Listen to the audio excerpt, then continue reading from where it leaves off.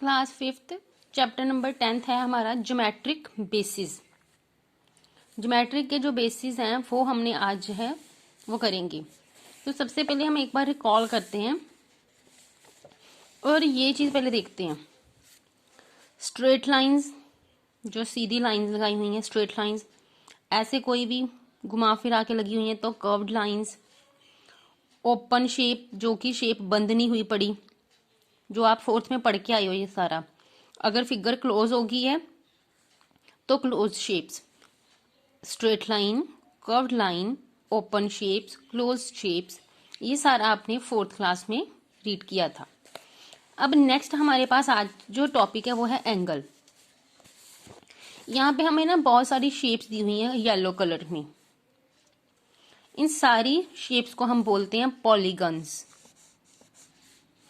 और जो इनकी साइड्स हैं वो कॉर्नर्स में आके मिल रही हैं, ठीक है।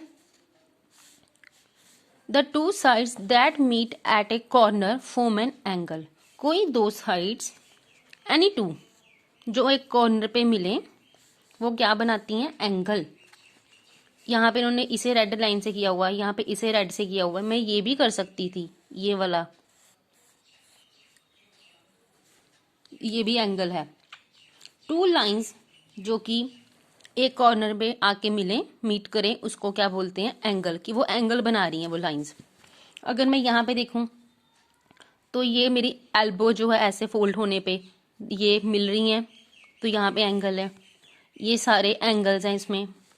ये एंगल है, यहाँ से बेंड है, ये एंगल है, इस पे यहाँ पे एंगल है, ये एंगल है, यहाँ पे एंगल है, मतलब सो मैनी।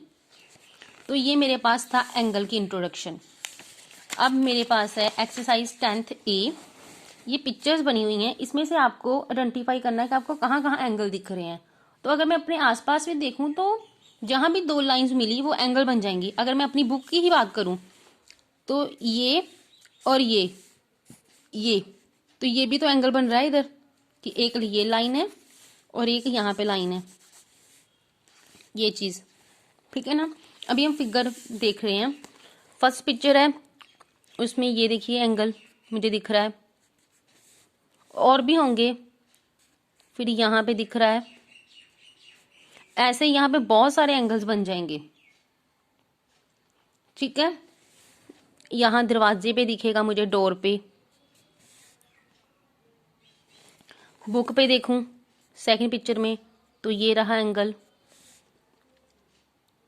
ठीक है। इस केक में देखूं तो ये रहा। इस सीजर में देखूं तो ये देखो, ये भी तो टू लाइंस ही मिल रही है ना।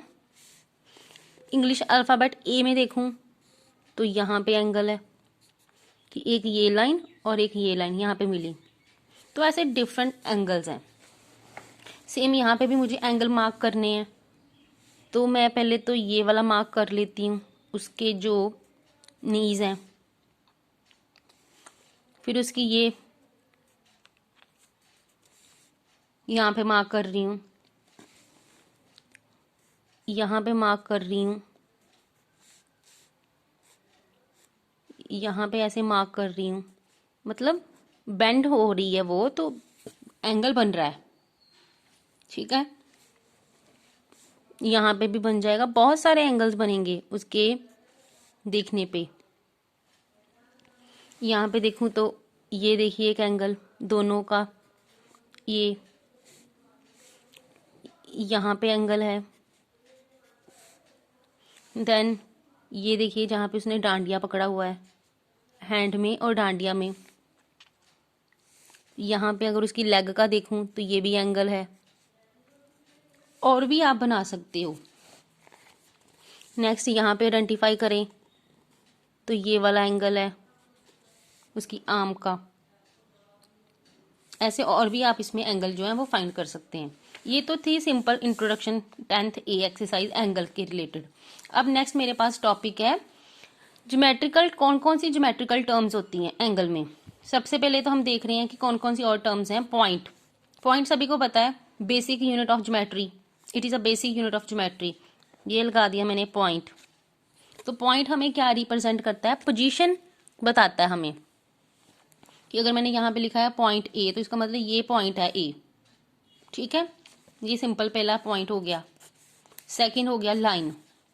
लाइन जो है वो पॉइंट की कलेक्शन होती है going endlessly in both direction. मतलब लाइन ऐसे जो जिसका इधर और इधर कोई एंड ही नहीं है, दोनों डायरेक्शंस में वो चलती जा रही है।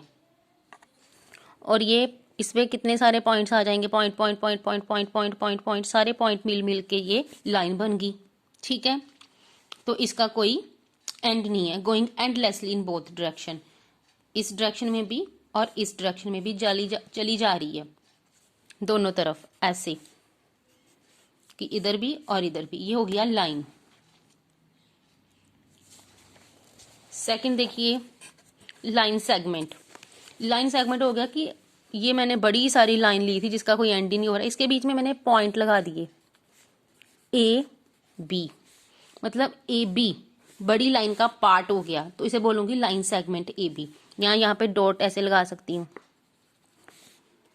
अ line segment is a part of line, it has two end point. उसके एंड होते हैं, देखो यहाँ पे डॉट एम एन एन इसके पॉइंट्स हैं, और एम एन जो इकट्ठा लिखूंगी एम एन वो लाइन सेगमेंट उसका नेम हो गया।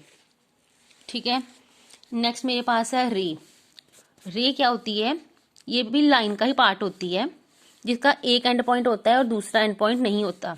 जैसे एरो शेप होती है जो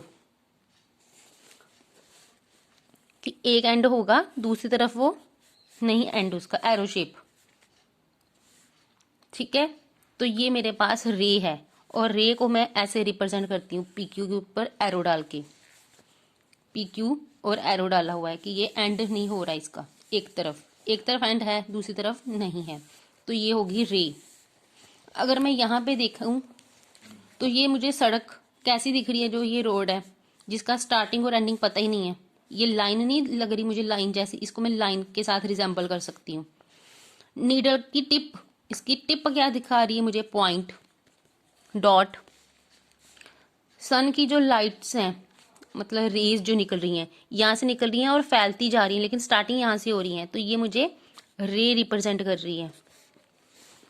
बुक का एज कि यहाँ से लेके यहाँ तक इतनी लेंथ ले रही हूँ, तो मतलब ये लाइन सेगमेंट शो कर रहा है मुझे। तो ये इसकी इंट्रोडक्शन हो गई। उसके बाद मेरे पास है एंगल के पार्ट्स कि एंगल में क्या क्या होता है। ये तो हमें पता चल गया कि एंगल टू लाइन से मिलके बनेगा। जहां पे वो मीट करेंगे उसको बोलेंगे कॉर्नर, ठीक है, या फिर हम उसको बोलते हैं वर्टेक्स। कॉर्नर को वर्टेक्स बोलते हैं। और जो वो लाइंस हैं उसकी जिनसे वो बन रहा है उसको बोलते हैं आर्म्स। उसकी बाजुएं हैं, आर्म्स हैं उसकी एंगल की। तो जैसे यहाँ पे अगर मैं आर एस टी की बात करूं तो एस इसमें क्या है, वर्टेक्स, आर एस, और टी एस क्या है, इसकी आर्म्स। और इसको हमेशा हम कैसे रिप्रेजेंट करते हैं, ऐसे लिखूंगी, ये एंगल का साइन होता है R S T. Middle letter जो है वो हमेशा वर्टेक्स का होता है, वर्टेक्स मिडल में आना है, चाहे आप इसको टी एस आर लिख दो चाहे आर एस टी लिख दो, ये सेम चीज रहेगी। तो आज हमने ये जो है इतना रीड किया है, आज तक का आपका ये वर्क है कि 10th ए कंप्लीट करनी है, और ये सारी जो मैंने आपको पॉइंट्स अभी डिस्कस किए हैं ये एक बार आप रिकॉल करोगे। Thank you.